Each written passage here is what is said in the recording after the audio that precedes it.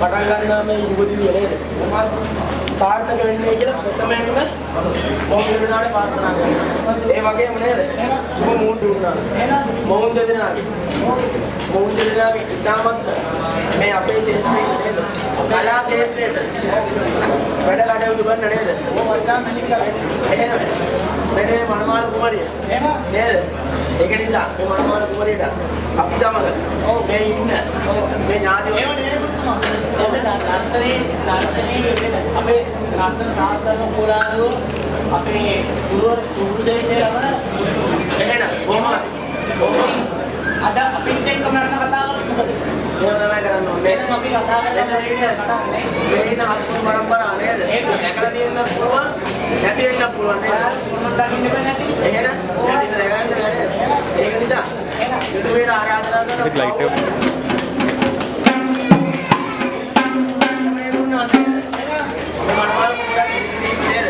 මනමාල කුමරගේ කල්යක් කියලා. නට එහෙම හොඳයි නේද? එහෙමනේ. එහෙම අපි